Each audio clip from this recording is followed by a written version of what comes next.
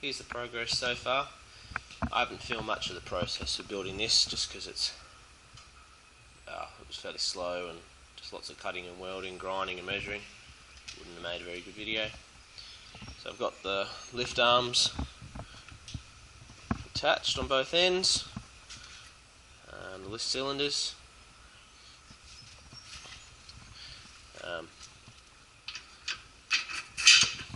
The lift cylinders will basically lift it up for transport, and then I'll just set it with the chain in the paddock, and it will just sit on the chains. And when it's up in transport mode, the chains will just hold it up in case the hose blows so it doesn't fall on the ground.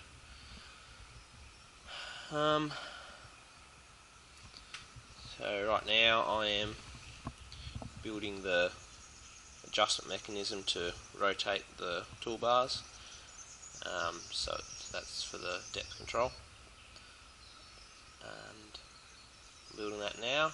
And after that I've got the air manifold to bring the air hoses out the side and down to the distributor head.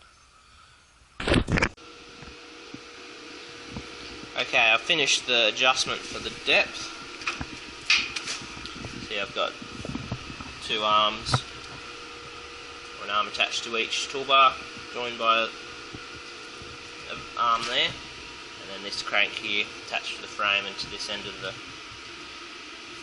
arm. As I crank this in, it's going to pull this that way. If you watch the tyres, you can see the tyres coming up, which is going to make the depth of the seed depth deeper.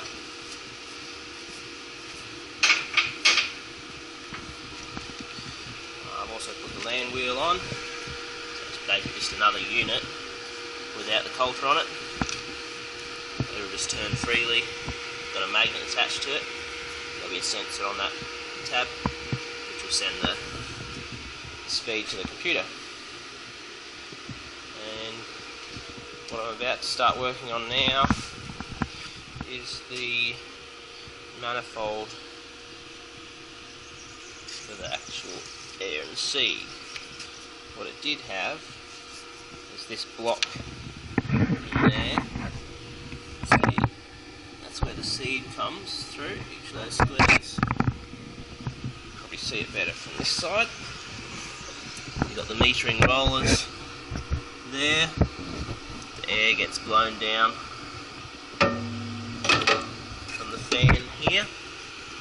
It's blown down past the rollers, takes the seed with it. So before, it would have blown the seed down the tube, down that square hole, and then the 1-inch tube was in here and clamped into place. So now, instead of having 8 individual ones, I'll have 2 going to the distributors. So I'm going to have to build a manifold to fit in here and curve around to this side and go from a rectangle shape to the 2.5-inch barb tail, and then the pipe will just come out there, around here, down to the distributor head, and then out to each of the others with that 1-inch pipe.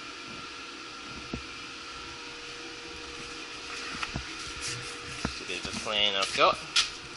Let's do a few of the dimensions. There's the 2 bolt holes that hold it in place. This is the plate that went on top of that row of black manifolds, and then this clamp down, and that lip here, right angle lip, clamp the hoses in. So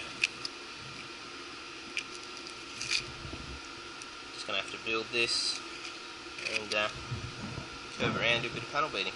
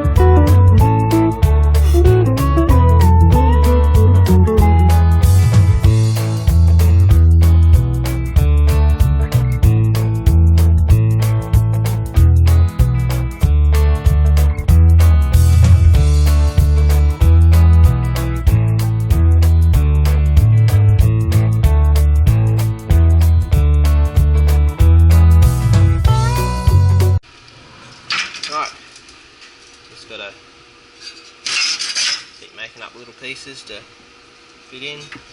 Got to put one down the middle here to divide the flow into two. Keep filling this corner, right around the back, and then once I've got it all boxed in, I'll then fully weld it. I'm only going to tack weld it for now in case I have to pull it apart for some reason. And if I weld it up fully now, it'll get distorted all. So if I get everything tacked in place, it'll keep its shape and I can go around and stitch it all together. Okay, here we have the manifold all finished. Cleaned up a bit. See, it was made out of 2, 4, 6, 8, 9 pieces plus the tails. So took a bit of making. It's all done now, so that's what it looks like. It'll sit in the machine like that. I'll just got to drill 2 holes to hold it in, and then I'll show you what it looks like when it's fitted.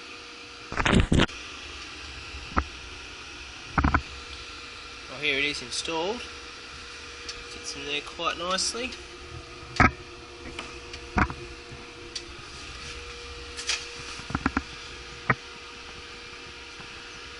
I can just come out here, around to here, pull it back out and give it a coat of paint. Now I have the manifold installed. It fits in there quite nicely.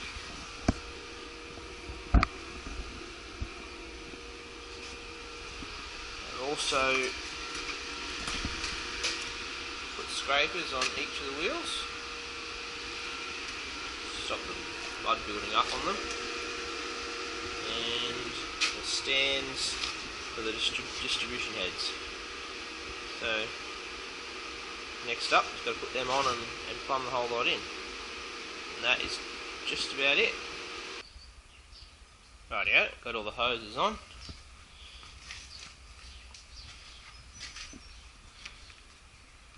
The hoses have been run, got the big ones on. Attach them at the coulters.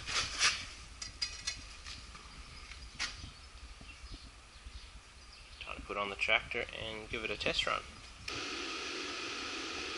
Right, back to the drill. I used it the other day for a test run on a paddock of grass, and it showed up a few things that needed adjusting and changing. One of those is the scrapers. I just had the bar across here, and it wasn't doing a good enough job of scraping them off. They were just building up. So I put these blades on each one. That does a much better job. Slices it off. So that's good.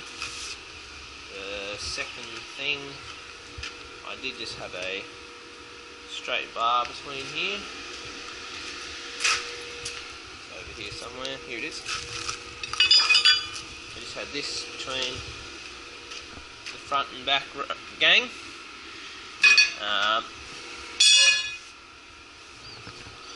But what happens is, because this whole setup's not on a parallelogram, as this drops into the ground, the angle of the two gangs changes. So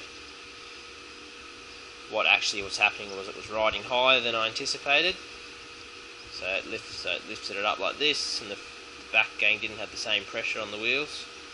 So the front ones, the wheels were turning nicely, but on the back they didn't have as much pressure, so they were just sort of floating along the ground and were just sort of dragging.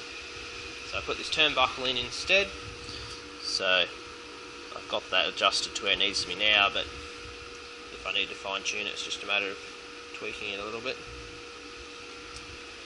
And the other thing was the land wheel. I did have this as the land wheel, just another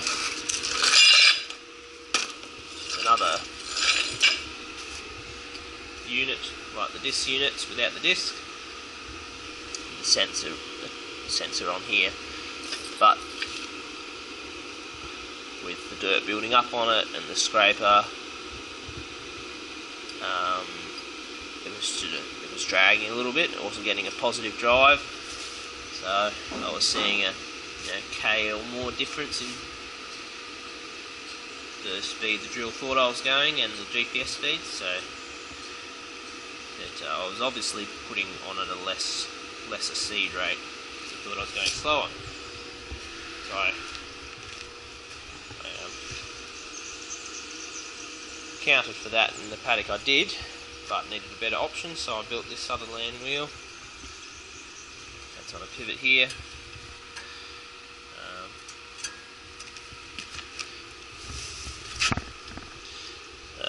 It runs a lot freer. Got spikes on it to get good drive in the ground.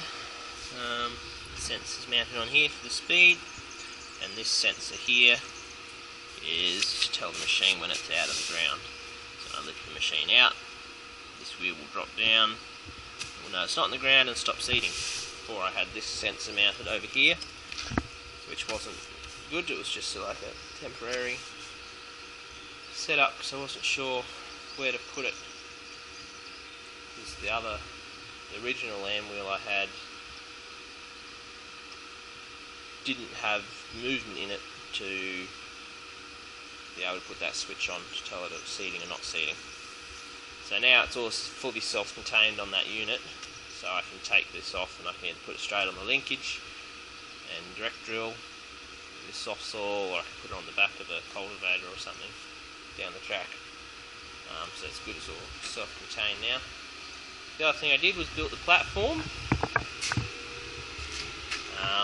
so it'll be a lot safer to fill it up with seed. I can walk up here, got rails, I can undo that, open the hopper, put the seed in. Last year a guy fell off his drill and ended up going to hospital with some broken ribs and a fractured collarbone, so that's no good.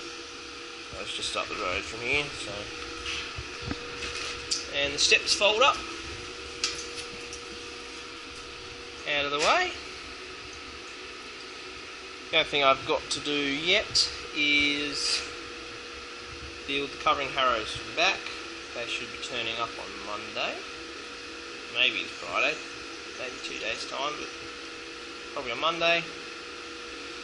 And they'll be mounted on a pipe across the back, and probably at this stage they'll be hinged in here, floating back here, and it should be just fairly simple. When it's in the ground working, the arm will be hinged off here and sort of riding up here somewhere, and when I lift the machine out it'll just drop down till it touches there, and then lift the harrows as well. That's the plan.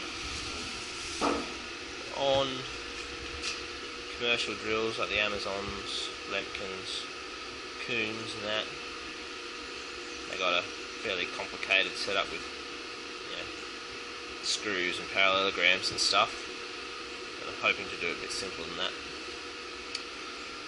So when I get that all done, I can drill a paddock of oats. We've had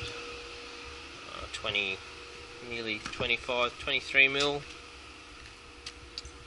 yesterday and today, so it's pretty wet, but we might be getting a bit more tomorrow, and hopefully we'll have a few dry days, and you can see that ploughed up paddock up there. It's where the spuds were this year. I'll be putting that in with oats. That's just a bit of an update on the drill. Hopefully it all works better this time, and once it's all fully operational, works well, I'll probably next winter I'll pull it apart, get it sandblasted and painted, and yes, it'll look all good.